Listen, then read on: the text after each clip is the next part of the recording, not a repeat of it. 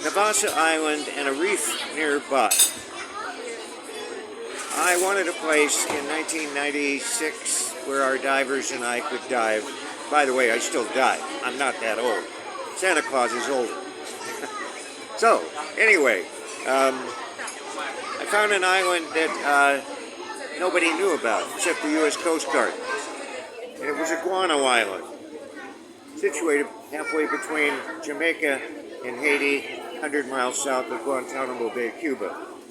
And so I filed a guano mining claim. I'm the first person in 100 years to file a legal U.S. mining claim for the bird crop, otherwise known as fertilizer.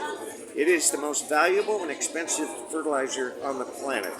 The island is solid bird fertilizer. I estimated last night there's $34 billion worth of bird guano in the first 10 layers on the island. The island is 330 feet above the sea, and guess what? It was originally a coral reef. There was no island. And an earthquake in that area pressed up the reef, lowered it, pressed up and down several times over 250,000 years. I have a book to prove this, written in 1866 by Eugene Gusan, who was a geologist who studied the island for 6 weeks and was hired by the Navassa Phosphate Company to tell how much value there was there. So, eventually seabirds started landing on this coral reef, and it grew over 250,000 years to 330 feet above the sea, a distance of 2 miles long and 1 mile wide. So, I got really interested in bird poop, right? And a lot of newspapers wrote about me. The New York Times, the Washington Post, the Los Angeles Times, you name it. I became famous as the king of guano. But things changed. After I filed my claim, a man came to me from Maryland named Jerry Patnode, Dr. Gerald Patnode, whose great-grandfather owned the island, okay? Gerald never saw the island, they just heard about it. He didn't know too much about it, but he had a photo of his grandfather on the island, dated 1900. He sold me the island. I bought the island, then Bill Clinton and my beloved country. Oh, God, I hate politics. Don't get me into that, okay? They told me that they didn't know they owned the island, and they don't own the island, and America never paid anybody for the island, but they wanted to protect the, you can believe this, the scorpions on the island, and the 30 million birds, and whatever. So I sued their butts in court. Washington, D.C., U.S. District Court. We went to trial, I think it was 2 or 3 years later, and the case was set aside without prejudice because the government attorneys, who you may think are angels, they're not. They can lie just like any other lawyer. They're trained to lie.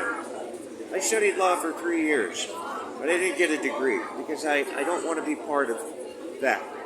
So, anyway, they claimed that there was no deed to the island. They lied. There is a deed, and it's hidden away in the National Archives, and I have people who work there looking for it as I speak. The date today is August 2nd, 2021. And I can go back to court, sue, and win the island.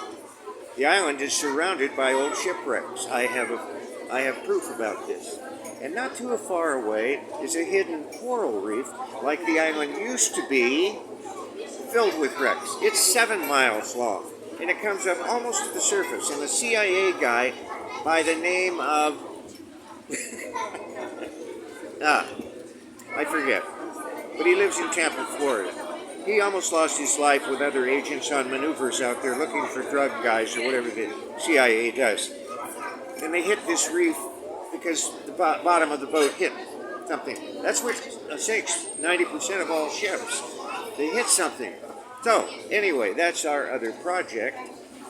I would like to hear from any of you that would want to sponsor us with equipment, investment money.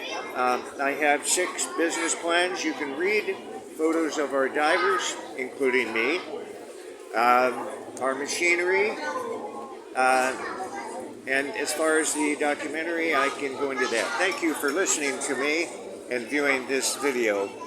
My phone number, by the way, is plus 380-666-978-696. My email is sirwilliam5333 @AOL.com. And I forgot the most important rec, which is number 7. So I'll be right back.